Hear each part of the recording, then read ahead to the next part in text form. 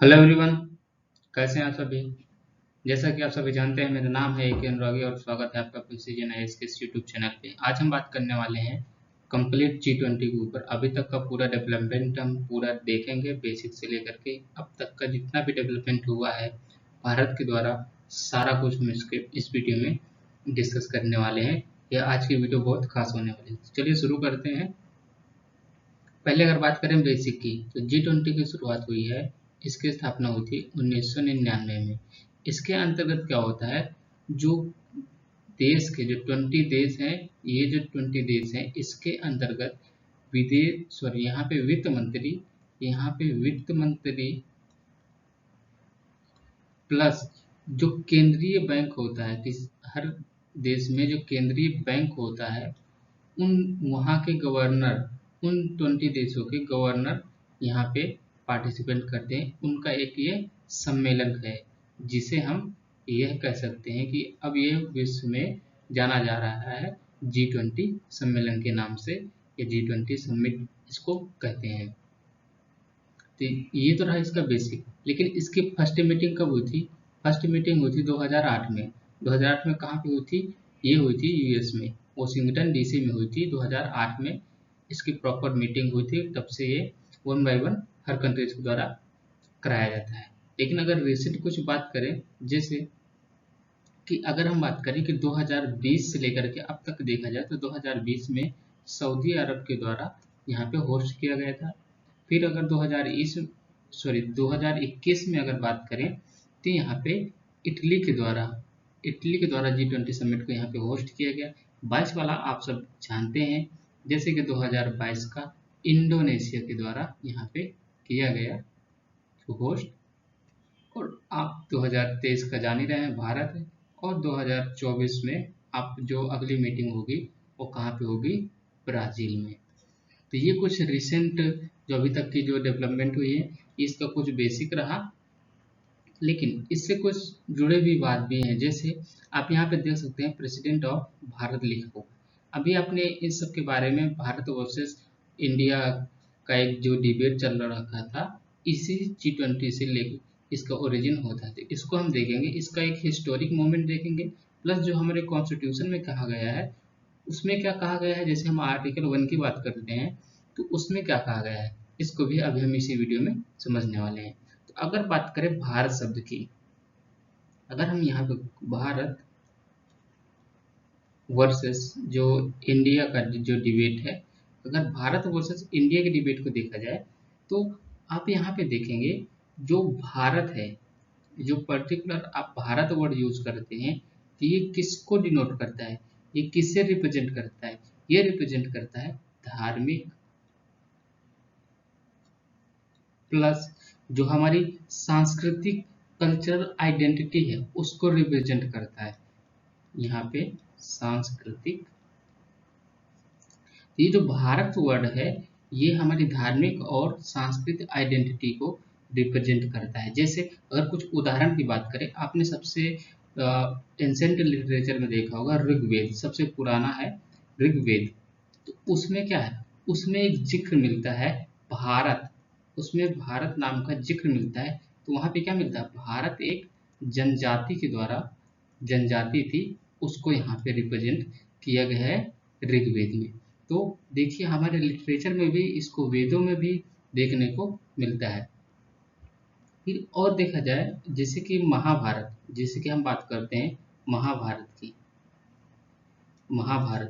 तो वहां पे भी भारत को भारतवर्ष के नाम से यहाँ पे प्रेजेंट किया गया है। भारत वर्ष के नाम से प्रेजेंट यहाँ पे किया गया है। तो ये एक उदाहरण यहाँ पे आप देख सकते हैं। भारत भारत हमारी जो सांस्कृतिक विरासत है उसको यहाँ पे आइडेंटिफाई करता है, उसको यहाँ पे रिप्रेजेंट करता है।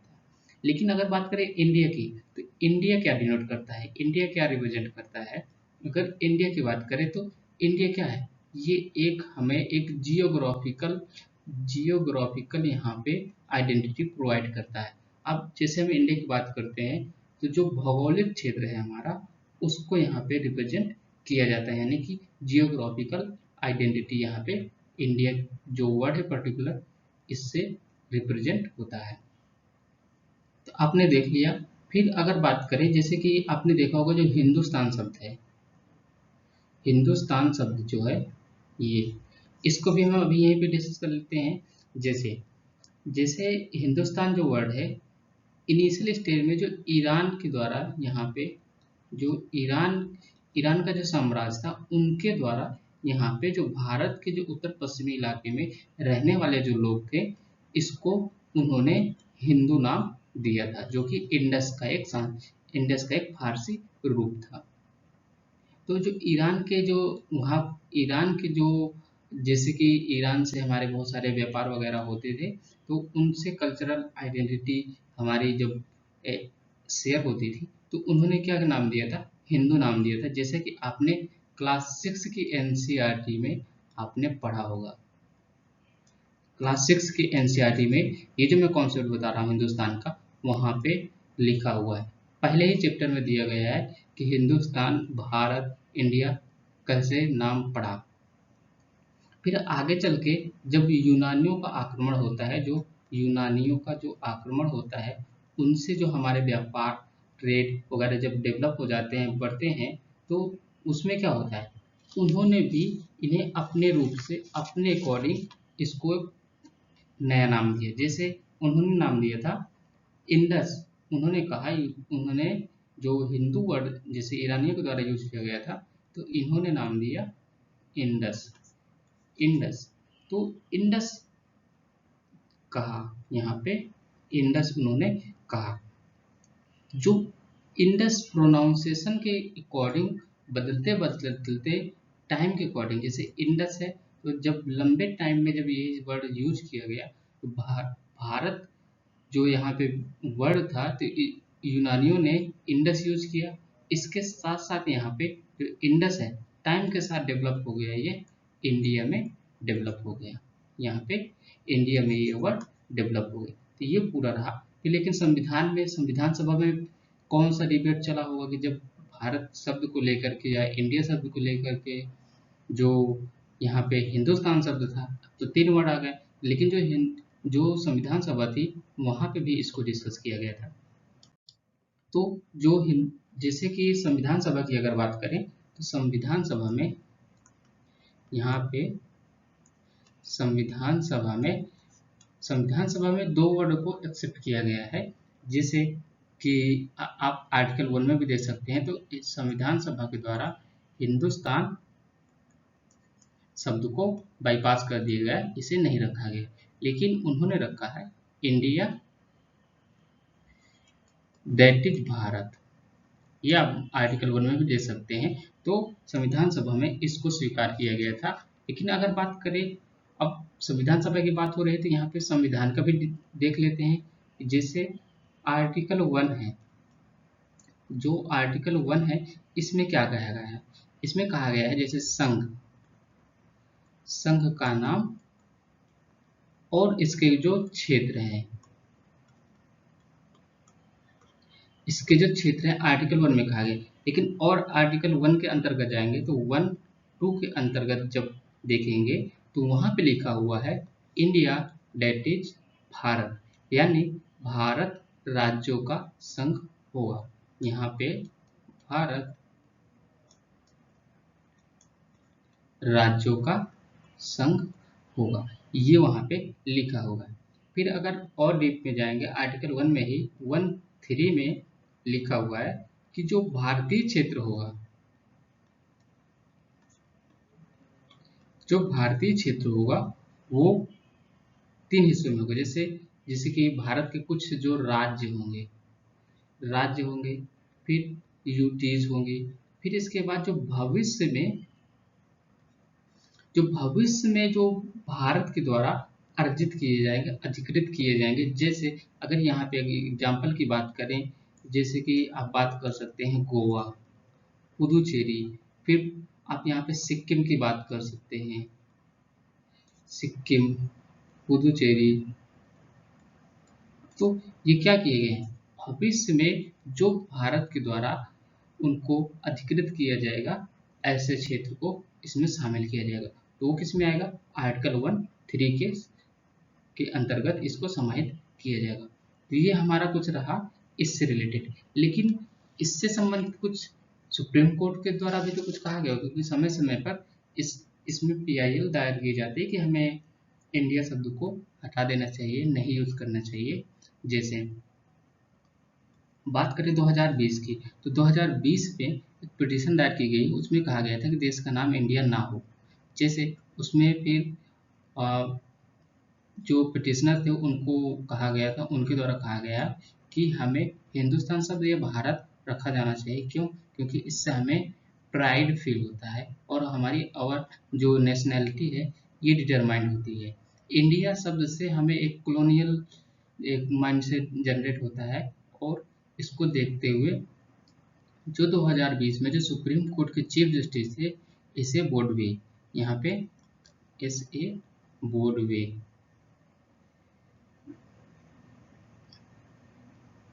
यहाँ पे बोर्ड पे, तो उनके द्वारा कहा गया है भारत संविधान में भारत शब्द की अगर बात करी जाए तो संविधान में पहले से ही भारत शब्द इंक्लूड है, भारत शब्द पहले से ही इंक्लूड है।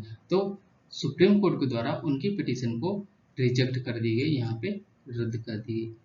इस तरीके से सुप्रीम कोर्ट के द्वारा कहा गया। लेकिन अगर बात करें कि जैसे कि अभी भी कई सारी मल्टीनेशनल कंपनीज हैं जो MNCs है, उनके द्वारा भारत वर्ड यूज किया जाता है। तो क्या अगर जैसे मान लीजिए मानसून सेशन अभी जैसे खत्म हुआ, फिर अभी सेशन शुरू होगा, तो अभी आप देखेंगे कि जब भी सेशन शुरू होगा तो क्या उसमें चेंजेस होंगे। जैसे कि अगर बात करें BSNL की बात करें, भारत संचार निगम लिमिटेड, तो आप यहाँ पे देख रहे हैं भारत वर्ड यूज किया गया है। फिर अगर भेल की बात करें, यहाँ पे भेल की बात करें तो भारत इलेक्ट्रॉनिक लिमिटेड। तो आप इस तरीके से देख सकते हैं कई सारी ऐसी संस्थान हैं जो भारत वर्ड का यूज करती हैं। लेकिन कई सारी ऐसे संस्थान भी हैं, अगर जैसे मान लीजिए अगर भारत वर्ड नाम रख भी दिया जाता है, देश का नाम भारत रख दिया जाता है और बाईपास कर दिया जाता है इंडिया वर्ड को, तो चैलेंज क्या होगा। जैसे इसरो की बात करें, अभी हाल ही में चंद्रयान-3 आपने देखा होगा, इसरो, तो यहाँ पे आप देख सकते हैं इंडियन स्पेस रिसर्च ऑर्गेनाइजेशन, तो यहाँ पे देख रहे हैं इंडियन आ रहा है। फिर इसी तरह बात करें IIT की बात करें तो इंडियन इंस्टीट्यूट ऑफ टेक्नोलॉजी, आप ऐसे देख सकते हैं। फिर अगर बात करें जो इंडियन ओशियन है, यानी कि जो हिंद महासागर है, तो उसका क्या नाम बदला जाएगा। तो ये कुछ ओवरऑल कुछ इशू हैं जो हमने अब तक के पूरे इस वीडियो में डिस्कस किया। अब बात करेंगे, अब अगली जो हमारी स्लाइड होगी उसमें हम बात करेंगे G20 की। ये तो एक मुद्दा रहा कि अब तक का पूरा डिबेट क्या है, लेकिन इससे आगे अगर कोई डेवलपमेंट होगी तो हम आपको अपडेट जरूर करेंगे। अब ये G20 में आप देखे होंगे पहले दिन में आपने देखा होगा कि जो 9 से 10 सितंबर के बीच में G20 की पूरी अध्यक्षता करनी थी, तो आपने 9 को देखा होगा कि जो भारत के जो प्राइम मिनिस्टर हैं उनके द्वारा जो G20 के नेताओं के द्वारा जो सर्वसम्मति से जो दिल्ली डिक्लेरेशन को एडॉप्ट किया गया है, यहाँ पे आप देख सकते हैं डिक्लेरेशन को जो एडॉप्ट किया गया है, तो उसमें जो यूक्रेन में पीस के लिए भी बात की गई है। इसके लिए टिकाऊ शांति का आह्वान किया गया है, और जो क्षेत्रीय अधिग्रहण के लिए जो बल के उपयोग को लेकर के जो खतरे हैं उनसे जो बचते रहते हैं, जो बचने की कोशिश करते हैं, जिससे किसी भी राज्य की क्षेत्रीय अखंडता के खिलाफ ये कार्य किया जाता है, तो उनसे आग्रह किया गया है, इस बात पर जोर दिया गया है कि इस प्रकार की जो घटनाएं हैं ना हो और हमें शांतिपूर्ण अपने रिलेशन को डेवलप करना चाहिए। प्लस इसके साथ साथ जो परमाणु हथियार हैं उनका उपयोग करने के लिए भी कहा गया है कि उनकी ऐसी धमकी अस्वीकार होगी और ऐसी धमकियां नहीं दी जानी चाहिए। तो ये एक उसे डिस्कस किया गया है। फिर अगर बात करें मेजर, जो आपने देखा होगा ये सबसे ज़्यादा डिस्कस करने वाला टॉपिक बन जाता है। जैसे अभी आप इसके द्वारा देखे होंगे बहुत सारे आर्टिकल इसमें पब्लिश हुए हैं कि India middle east Europe economic corridor, इसके अंतर्गत अभी और सारे आर्टिकल आएंगे जिसको हम डिस्कस करेंगे। लेकिन अभी फिलहाल इसको समझ लेते हैं कि जो G20 समिट के अंतर्गत इसमें एक एनर्जी कॉरिडोर डेवलप करने की बात की गई है, जो किसको जोड़ेगा, जो मिडिल ईस्ट है, जो मिडिल ईस्ट, यूरोप और भारत को कनेक्ट करेगा। ये किस प्रकार से जुड़ेगा? जैसे आप यहाँ पे देख सकते हैं, यहाँ पे अरेबियन सी है, तो आप ये देख सकते हैं ये डॉटेड है, यहाँ पे इसको डिनोट किया गया है सी रूट। तो ये सी रूट है, तो यहाँ से जहाज के द्वारा यहाँ पे कनेक्टिविटी की जाएगी। और फिर आप ये यहाँ पे देख सकते हैं यूएई से, यानी दुबई से, यहाँ से होते हुए ऐसे, फिर ये पूरा यहाँ तक रेल कनेक्टिविटी यहाँ पे की जाएगी। फिर इसके बाद आगे आप यहीं पे फिर से सी रूट आएगा, फिर इसके बाद यहाँ पे आप यूरोप से डायरेक्टली कनेक्ट हो जाएंगे। तो जो एक बड़ा रूट है, एक ये तलाश की गई है, इसका फायदा क्या होगा? आप यहाँ पे देखे होंगे कि यहाँ पे पाकिस्तान है, तो पाकिस्तान के अंतर्गत आप यहाँ पे देखेंगे कराची पोर्ट है। यहाँ पे क्या है? Karachi port.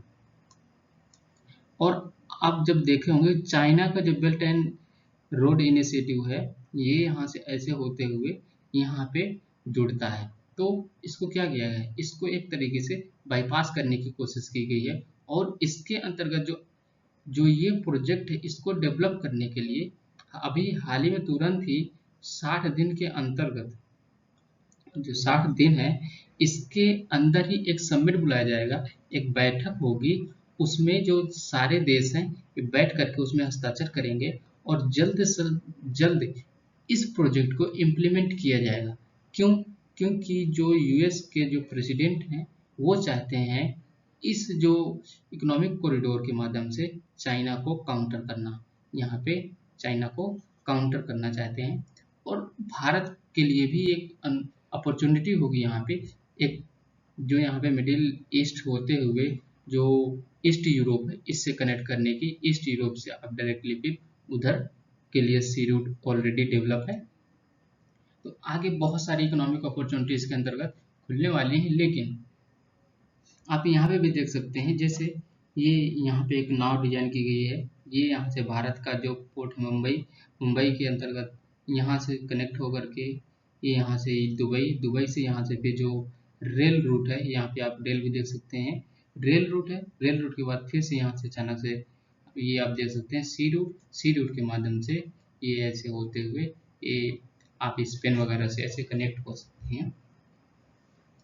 Spain, Germany, France इत्यादि देशों के जो ईस्टर्न यूरोप है उससे आप डायरेक्टली कनेक्ट हो सकते हैं। फिर इससे जो कीमत है वो भी कम हो जाएगी और देशों को का जो व्यापार होगा वो भी यहाँ पे डेवलप होगा।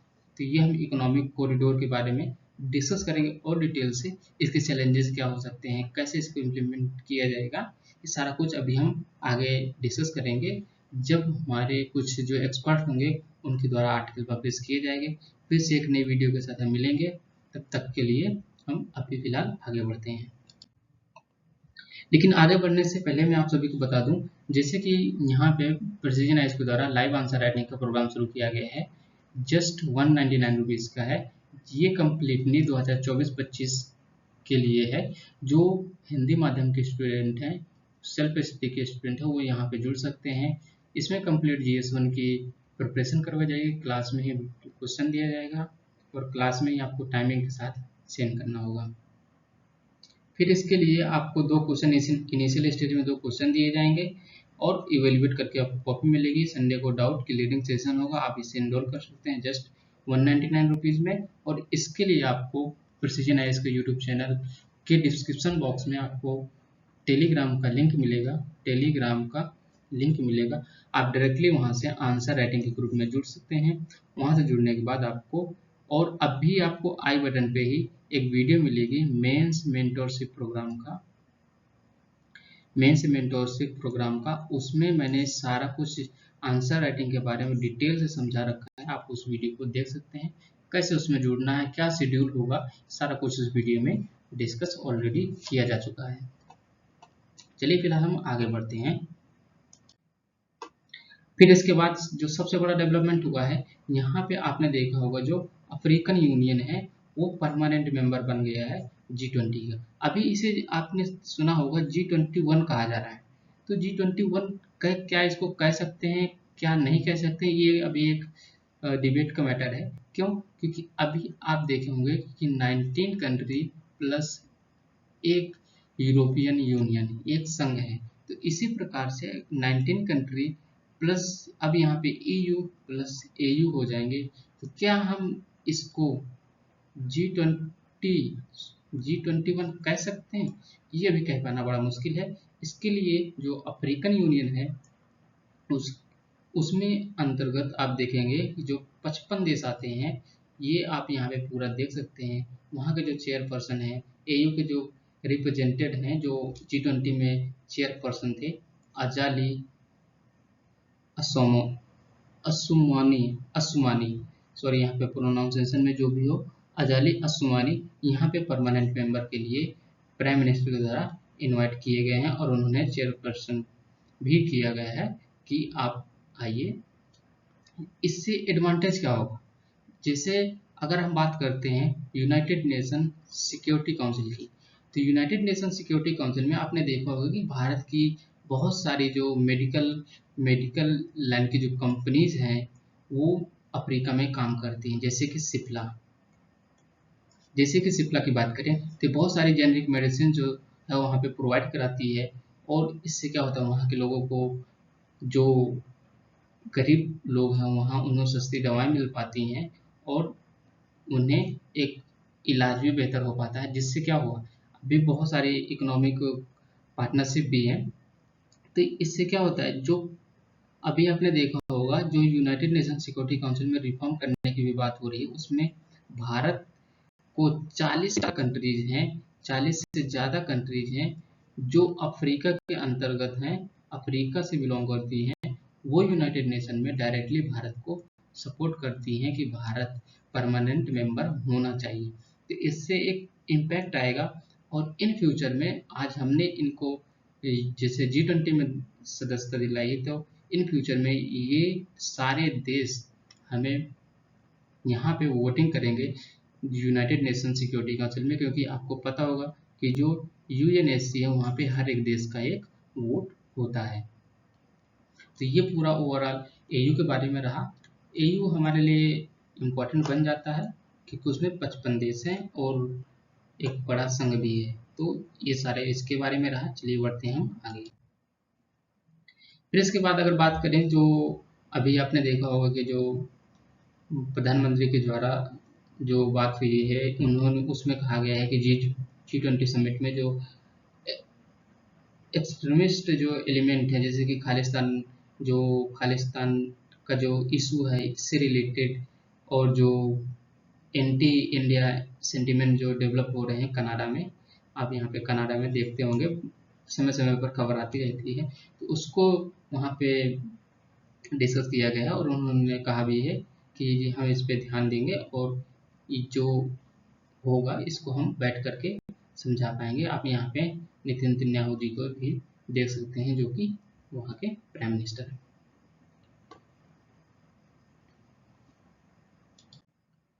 फिर अगर बात करें, जैसे कि अभी मैंने यूनाइटेड नेशन सिक्योरिटी काउंसिल में रिफॉर्म करने की बात की थी, यहाँ पे प्रधानमंत्री जी के द्वारा इस पे भी जोर दिया गया है कि यूनाइटेड नेशन सिक्योरिटी काउंसिल में एक फ्रेश यूनाइटेड नेशन सिक्योरिटी में रिफॉर्म होना चाहिए, जिससे global bodies including United nation saying despite increase in the member of state and world body.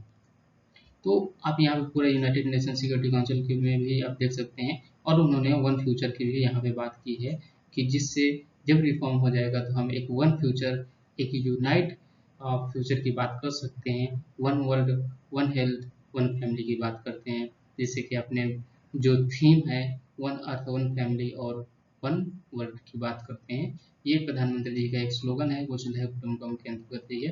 फिर इसके साथ एक रिफॉर्म के बाद प्रधानमंत्री जी ने यहाँ पे एक और इशू रेज किया है। यहाँ पे देख सकते हैं, Modi has noted that crypto currency was a new subject to social order, monetary and financial stability. तो यहाँ पे आप देख सकते हैं उन्होंने ये भी बात किया है, क्रिप्टो करेंसी को रेगुलेट करने के लिए, यहाँ पे रेगुलेट करने के लिए भी एक कानून होना चाहिए, लॉ होना चाहिए। क्यों? क्योंकि क्रिप्टो एक नया सोशल ऑर्डर के रूप में उभर रहा है, जो हमारे मॉनेटरी पॉलिसी के अंतर्गत होना चाहिए, जिससे कि एक फाइनेंशियल स्टेबिलिटी बनी रहे। किसी भी देश के लिए फाइनेंशियल स्टेबिलिटी बहुत ज़रूरी टूल होता है उसकी इकोनॉमिक स्टेबिलिटी के लिए।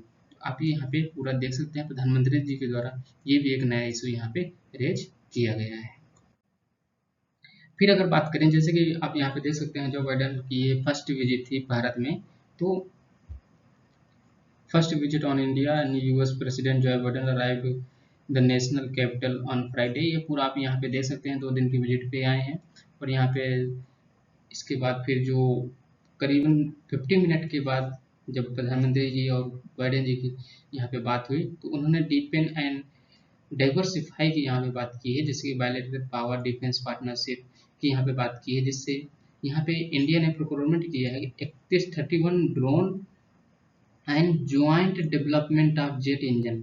यहाँ पे भारत जो है परचेज कर सकता है तो 31 ड्रोन यूएस से, और यहाँ पे ज्वाइंट डेवलपमेंट के जो जेट इंजन है इनको डेवलप किया जाएगा भारत के ज्वाइंट सपोर्ट से, जिससे क्या होगा कि हमें एक नई टेक्नोलॉजी के बारे में जानकारी मिलेगी और जिससे हमें एक स्वदेशी इंजन बनाने में हमें एक हेल्प हो सकती है नई टेक्नोलॉजी के माध्यम से। आप यहाँ पे पूरा इसको देख सकते हैं। तो ये पूरी ओवरऑल इस तरीके की खबरें आई हैं जो हम पूरा इसको कवर कर रहे हैं। फिर इसके बाद लास्ट में प्रधानमंत्री जी ने G20 को क्लोज किया और यहाँ पे ब्राज़ील के जो प्रेसिडेंट हैं उनको समिट के लिए, जैसे कि आप यहाँ पे देख सकते हैं, यहाँ पे उनको जो प्रेसिडेंसी है G20 की प्रेसिडेंसी है वहाँ पे जो उनको दे दिया। जैसे कि आप मैंने पहले ही बताया है कि अगला जो होस्ट कंट्री होगा वो ब्राज़ील होगा।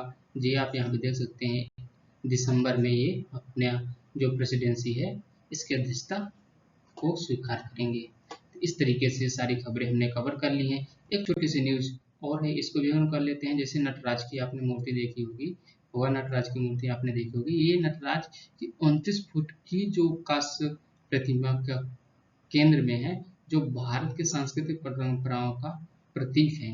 इसे पूजा में नृत्य और संगीत को शामिल किया जाता है। ये अष्ट धातु से निर्मित है, लगभग 18 टन वजनी